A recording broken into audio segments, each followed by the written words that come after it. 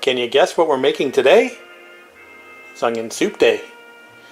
It's all over but the crying.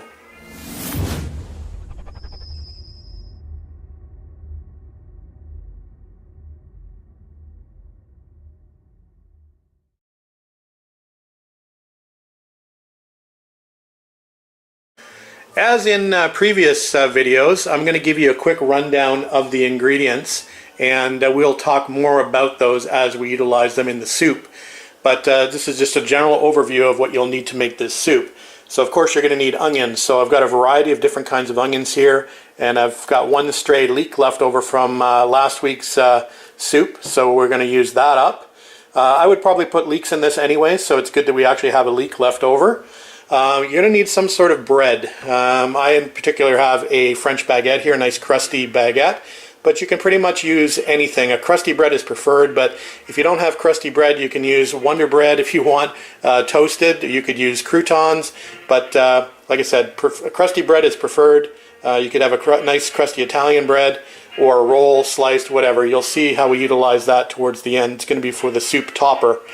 You're going to need some sort of stock. In my case, I've got beef broth, but you can certainly use, again, if you wanted to make this a vegetarian soup, you could use a vegetable stock, vegetable broth. You can either make it fresh or buy it as I have here. You're going to need some herbs. You can, the parsley is an optional garnish at the end of the soup. I prefer to use fresh thyme in this soup, although you could use dried thyme if you can't find fresh. And I'm going to be using some dried bay leaves. You're going to want some kind of alcohol in this soup. Now I'm going to be using a nice brown ale, Newcastle brown ale in my soup, but you could use any number of different things like red wine or white wine or sherry or port or vermouth, for example. You can even finish the soup with a cognac or an armagnac, something like that. So we'll talk a bit more about booze later on. I've got some butter here to cook the onions in. I've got some white sugar that's going to help caramelize the onions. I've got some Parmesan cheese, which is going to be for the topping of the soup to go along with the bread. This is going to be gratinate over the top of the soup, along with your choice of cheese. I actually have some provolone cheese here. I've got some Emmental or Swiss cheese, and I've got just some regular old mozzarella, depending on what you want to do as far as cheese is concerned. We'll come back in a minute. So I'm pretty familiar with making French onion soup. As an apprentice, well over 25 years ago, I worked for Canadian Pacific Hotels in Lake Louise, Alberta. And on the menu they had something called the French Connection, which was French onion soup and Caesar salad. It was more of a lunchtime item, but it was extremely popular in the hotel. So I literally made thousands upon thousands of liters of French onion soup at one point in my lifetime. I don't think I wanted to even see French onion soup for a number of years afterwards, or Caesar salad for that matter. So I've gotten over that. I actually love French onion soup, so it's a good opportunity to make it today for you. The most important thing is to have a good sized pot. In this particular case, I've got a nice enamel. This is about a 5-quart pot, cast iron enamel pot. What you generally want to have is a nice heavy bottom pot. So the heaviest bottom pot you have, you want to use. The key to making good French onion soup is to make the onions very, very dark, very, very caramelized. To do that, you need a fairly long cooking time. I'm talking about an hour to an hour and a half to make these onions to the point that they're caramelized enough to continue on with the soup. So that's the key, is the caramelization of the onions. We don't want to burn the onions. We don't want to cook the onions too quickly. We want to heat them gently over sort of medium to low heat for an extended period of time in order to get that caramelization happening. We want to add a little bit of sugar to help that along. So what we're going to do now is we are going to start the process. We're going to get these onions all chopped up and ready for the soup, and we will start to cook the onions. Alright, I've gone a little crazy on the onions, but I'll sort of explain in a minute my thought process. Let me just tell you what I've got as far as onions are concerned. I have a red or Bermuda onion here. This is had the bottom lopped off it. It was part of my dinner last night, so we've just got that left over, so we'll use that up. These are Vidalia onions, so these are very sweet onions. This obviously, the red onion is also a sweet onion. We've got just a regular old Spanish onion. We've got what's called a white onion here, and we've got what's called yellow onions or cooking onions. So these are the ones commonly found just, in the netted bags in the store in bulk. We also have that leek that I'd mentioned, so that will give us another different element to the flavor of this soup. Alright, by all means you can make onion soup with just, regular old cooking onions or yellow onions for sure. If you have a choice and you just want to do one onion, my personal preference would be to use the Vidalia if you're just going to go with one onion. That's the sweetest onion here, and it makes exceptional French onion soup. I tend to like to mix the onions. I like the flavor profile a little bit better, a little bit stronger, a little bit sweeter flavors sort of combined together. So that's why I've got this variety of onions here. I just like the flavor of the soup better. And of course we have that leek that's going to add another little different element of flavor to the soup as well. But like I said, don't be discouraged by all the onions I got here on the board. You can just make it with one singular variety. The most common onion being the plain old cooking onion will work just fine for this soup. Anyway, so we're going to start to cut these up. It may look like a lot of onions initially, and that pot will be pretty full with onions, but by the time you cook it down, you'll see how much this reduces. So we're going to start with the Vidalia onions first. We've got a large, medium, and small Vidalia onion here on the table in front of us. I've got the scale out, so we're going to do the scale measurement, and I'm going to grab the cup and we'll do cup measurements for you as well. So what we're going to do is we're going to peel these, and then we're going to slice them into quarters, and then we're going to slice them down. I'll bring you back once they're sliced up and give you the weight and the cup measurement. So I've gone ahead and peeled all our onions, and I've gone ahead and trimmed our leek down, and I've cut it in half and cleaned between the leaves. You want to make sure you get all the dirt out of the leek, as I explained in my last video. So we're just about to start slicing these up. We'll start with the Vidalias, as I mentioned, so we'll show you what those look like once they're sliced.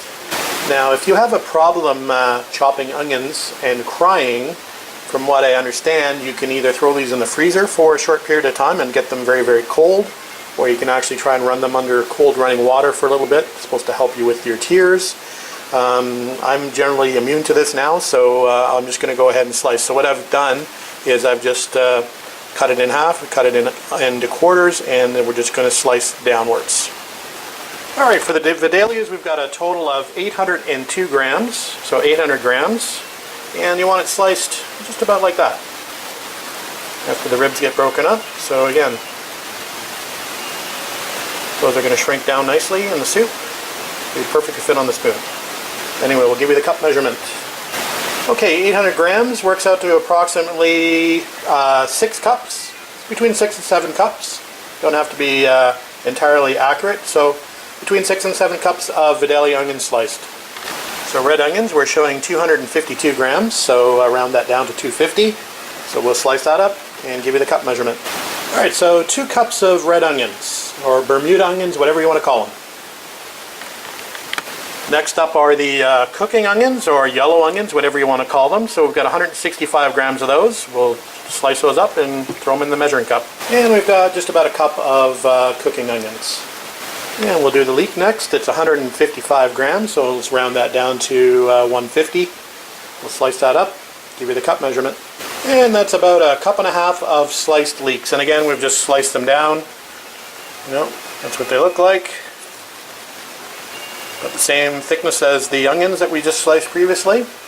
So we'll put those aside. And the second to last onion is our Spanish onion, and we've got 431 grams. We'll round that down to 430. We'll slice that up. I may as well give you the white onion weight while we're here. It's again going to be about 430 grams as well, so we'll slice that up. We'll give you the cup measurements.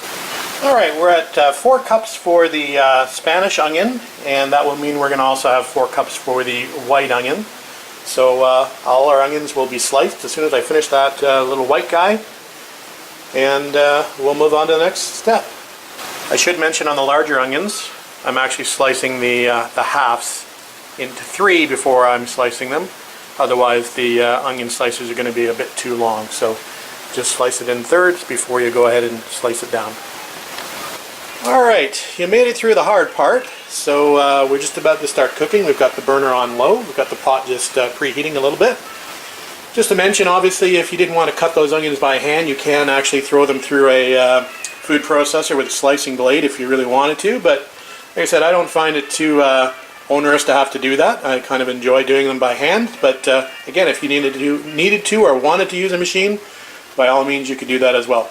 Anyway, we're going to get our butter. So we've got about 4 tablespoons of butter. We're going to get that melting in our pot, and we are going to add the onions in. So we've just got our butter melting nicely away. We're just about ready to put our onions in. As soon as that butter melts, we'll put those in. I didn't mention seasoning. That's sort of assumed, I guess, in these recipes. Now, at the beginning of this recipe, you're going to want to put a little bit of salt in the onions. And I'm talking a little bit because, again, that soup stock or beef broth is going to be extremely salty. We know that. You can buy the low sodium brand, as I've mentioned before. But again, just be careful with your initial seasoning using salt. We do want to add some salt initially to the onions to help them brown. And we're going to add some sugar as well. I will give you the measurements on the sugar once we add it.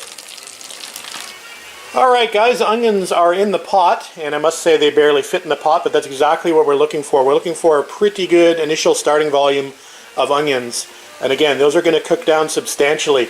So we're obviously making onion soup. We want to have a lot of volume of onions in the soup itself. We are going to make a fairly full pot of soup as well. So anyway, follow along. You'll see these reduce, and then you'll be a little happier about it in the end. Anyway, we are going to add a little pinch of salt. And again, be careful with the salt content because we're going to have salt in the beef stock or beef broth. We're also going to have salt in the cheese at the end. So you don't want to over salt this, but we do want to add a little pinch of salt initially to the onions. We are going to add 1/3 cup of white sugar to help caramelize these onions. So we're just going to sprinkle that over the top, and then we'll mix that in. And we are going to add some freshly cracked black pepper. Quite a bit of it, actually. I like black pepper. So we're going to crank away, and I'll show you what it looks like before I stir it in.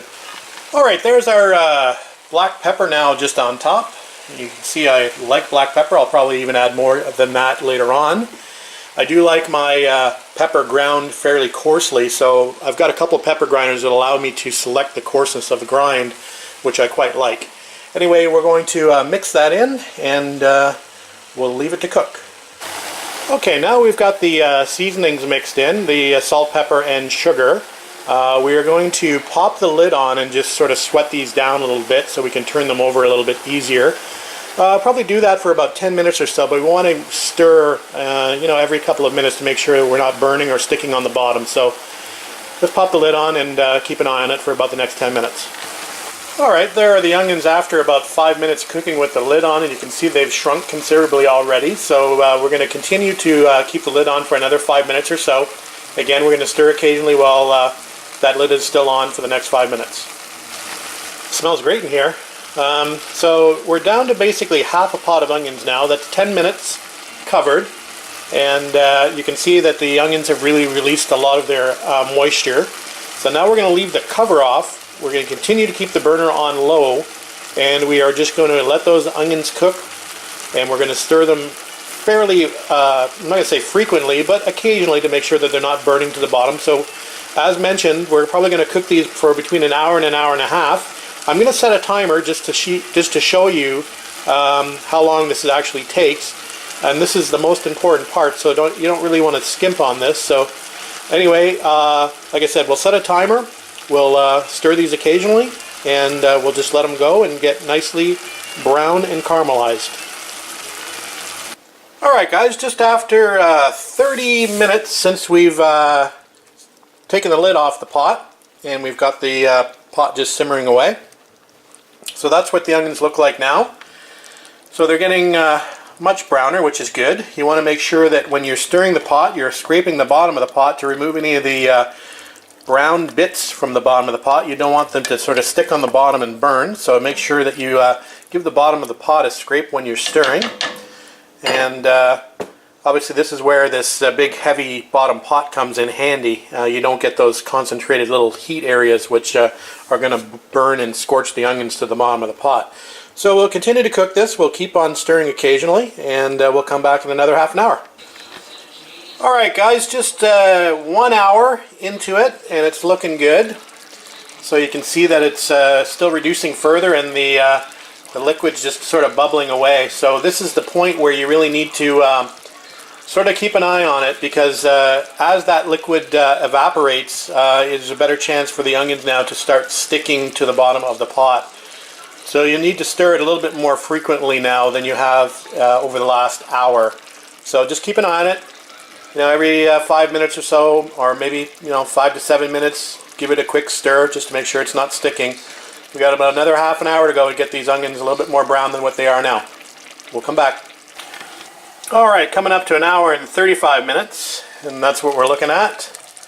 So it's starting to really get nice and brown now, and you can see that the liquid is even further reduced. So we're going to keep this going until most of the liquid was reduced, and we've got a little bit darker brown than that we got. So we've probably got another 15-20 minutes to a half an hour left, so we'll continue on, and we'll bring you back when I think it's ready for the next step. Alright, just coming up to an hour and 45 minutes. And here's what we look like. Most of the liquid's evaporated. You can see all that niceness on the bottom of the pot. You want to just keep stirring it. Sorry for the fogging up of the lens, but can't be helped. Just keep moving the onions around, keep them from burning. See that corner there? Just about ready.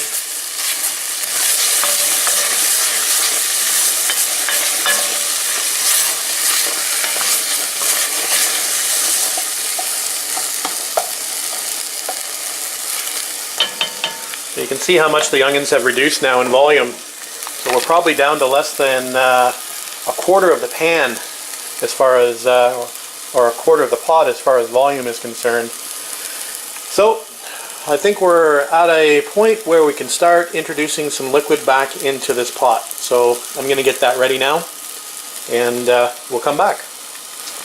Alright, we've got our Newcastle Brown Ale opened. So we're just about to add that. So once again, I just thought I'd mention that although I'm using beer for this recipe, you could easily use a white wine or a red wine. You could use a vermouth, a sherry, a port, for example, at this point in time. Or you could wait towards the end of the soup. You could finish this with a cognac or an Armagnac, something like that. Anyway, so what we want to do now is we want to deglaze this pan. So by deglazing, that means the introduction of liquid while you're scraping all of the brown bits from the bottom of the pot and from the sides of the pot. You see we've got quite a collection going on along the sides of the pot. So we'll make sure we scrape that down once we have the addition of stock in here as well. So we're going to go ahead and we're going to add this beer in. We're probably going to use 250 mils, which will be about half a can. Not sure what I'm going to do with the rest of the can, but anyway, we're going to use a half a can in this recipe.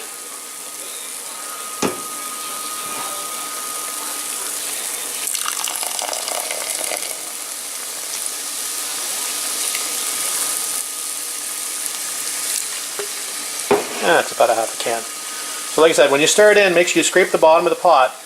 Make sure you get it all into the corners and into the nooks and crannies, because you want to release all of those bits from the bottom of the pot. That's where all the flavor is. So I'm going to switch hands, and we're going to do that. Again, we want to sort of scrape down the sides of the pot as well.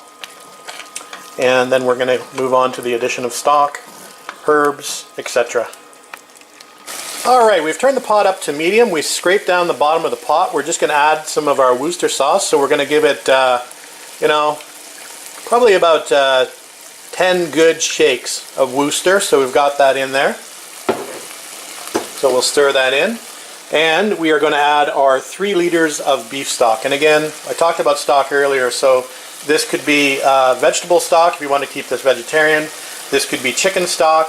This could be a combination of chicken and beef stock. So it's whatever your fancy, basically. I mean, I've had it before with beef stock and chicken stock, about 50-50 blend, and it's quite good as well. I do like the 100% beef stock version of it just a little bit better. Alright guys, here's what the soup looks like with the addition of our beef stock, our 3 liters of beef stock, and we've added 3 of the dried bay leaves in. We're just got the temperature cranked up on it. We're bringing it back to the boil.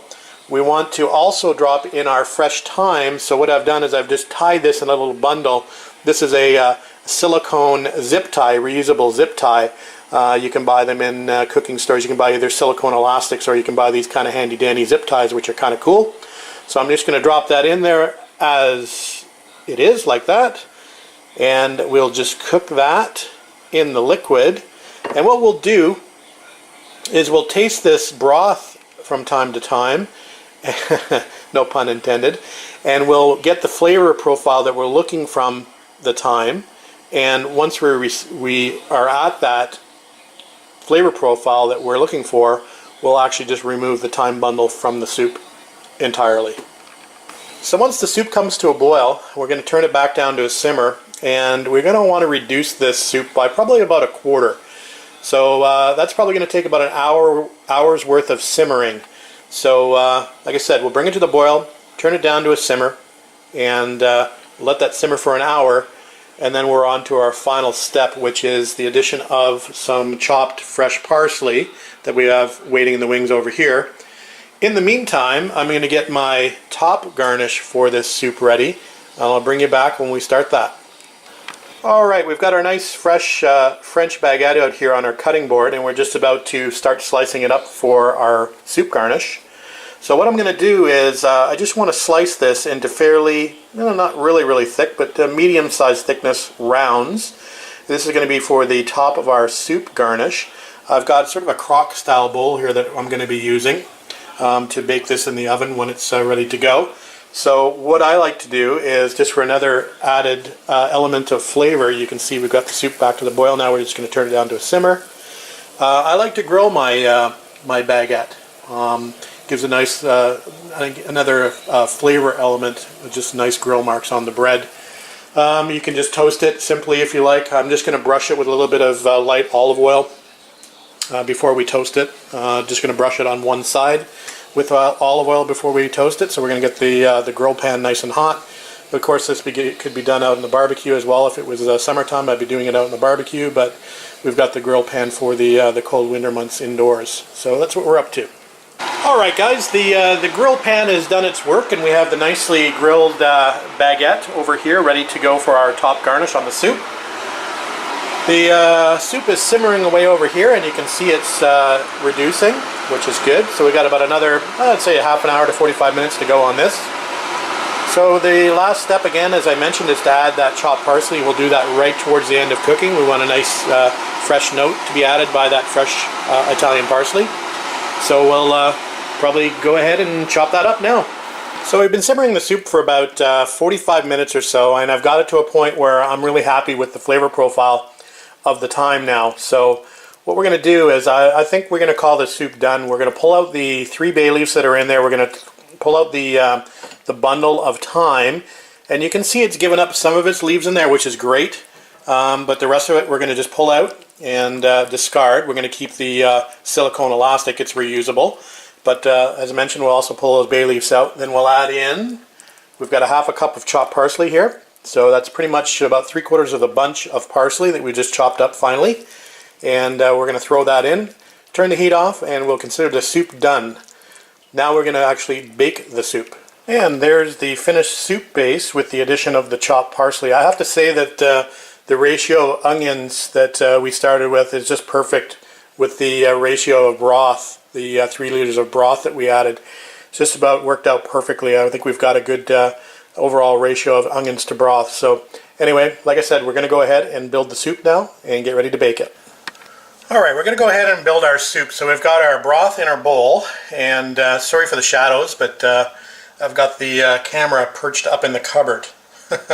Anyway, so we've got our toasted bread here, so we're going to lay some bread on top of the soup, our bread croutons. Again, this could be another type of bread, like just toasted bread, or it could be actual croutons themselves. So there we've got the 3 pieces of bread on top. We've got some freshly grated Parmesan cheese. We've just got a microplane grater here. We're just going to do a nice fine dusting of Parmesan cheese on top of that bread. Okay, that's looking pretty good. And I've decided that for this soup tonight, I'm going to go with provolone cheese. So we've got a couple nice slices of provolone to go on top of that. There we go. The best part about this soup, and there might be some people that argue with me, but the best part about this soup is not only the soup itself, but the melted cheese that sort of burns on the edges of the bowl. So we're going for that kind of look as well. So off to the toaster oven under the broiler, and we'll wait for that cheese to get nice and bubbly and brown. Alright guys, just popped it out of the oven. There it is in all its glory. Be careful you don't burn yourself. It's going to be scaldingly hot. Anyway, we've got the French connection going on here, bringing back old memories. So we've got French onion soup and a nice Caesar salad on the side. So trust me, I'm very hungry after smelling this soup cooking for the last couple of hours. So we're going to have a seat and enjoy it. Well, I've just finished my second bowl of soup, and I have to say I'm quite happy with the way it turned out. I'm hoping you enjoyed following along with me making this recipe. Hoping that you have the opportunity to make this home and enjoy it yourself. Thanks for watching.